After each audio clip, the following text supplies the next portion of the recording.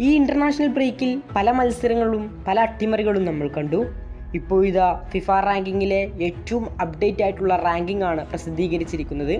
നിലവിൽ ലൈവ് ആയിക്കൊണ്ട് തന്നെ ഇപ്പോൾ നമുക്ക് റാങ്കിംഗ് കാണാനാകുമെന്നതാണ് ഏറെ ശ്രദ്ധേയം. നിലവിൽ ആദ്യ 10-ൽ വമ്പൻ മാറ്റങ്ങൾ തന്നെയാണ് സംഭവിച്ചിരിക്കുന്നത്. 1, 2, 3, 4 സ്ഥാനങ്ങൾക്കെല്ലാം മാറ്റങ്ങൾ സംഭവിച്ചിട്ടുണ്ട്. നിലവിലെ 1-ാം സ്ഥാനക്കാരായ സ്പെയിൻ താഴോട്ട് ഇറങ്ങിയിരിക്കുന്നു. നമുക്ക് ഏതായാലും ആദ്യ 10 സ്ഥാനങ്ങൾ നോക്കാം.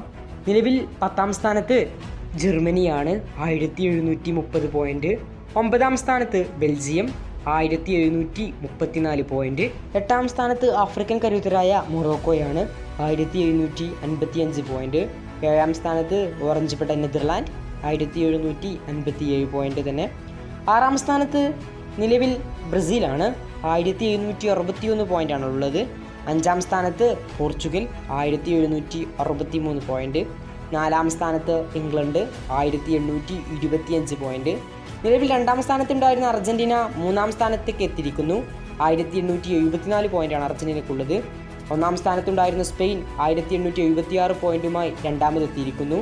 1877 പോയിൻറ്റുമായി നിലവിലെ റണ്ണേഴ്സപ്പുകളായ ഫ്രാൻസാണ് 1-ാം സ്ഥാനത്ത്. അതേസമയം ഒരുപാട് വർഷങ്ങൾക്കു ശേഷം നിലവിലെ ലോകജേതാക്കളായ അർജൻറ്റീന ഇപ്പോൾ ഇതാ 3-ാം സ്ഥാനത്തേക്ക് എത്തിയിരിക്കുന്നു. നിലവിൽ ഒരുപാട് വർഷങ്ങളോളം 1-ാം സ്ഥാനത്ത് തുടർന്ന അർജൻറ്റീന ഈ അടുത്താണ് 2-ാം സ്ഥാനത്തേക്ക് എത്തിയിരുന്നത്. എന്നാൽ ഫ്രാൻസിൻ്റെ ഉജ്ജ്വല പ്രകടനത്തിൻ്റെ അടിസ്ഥാനത്തിൽ തന്നെ ഇപ്പോൾ ഇതാ അർജൻറ്റീന 3-ാം സ്ഥാനത്തെത്തിയിരിക്കുകയാണ്. മുന്നിലുള്ള വേൾഡ് കപ്പിൽ വമ്പൻ പ്രതീക്ഷയോടെയാണ് അർജൻറ്റീനയെ ഫുട്ബോൾ ലോകം ഉറ്റുനോക്കുന്നത്. സ്പെയിനും ഫ്രാൻസും ഇംഗ്ലണ്ടും പോർച്ചുഗലും ബ്രസീലുമെല്ലാം വേൾഡ് കപ്പിലെ ഫേവറേറ്റുകൾ തന്നെയാണ്.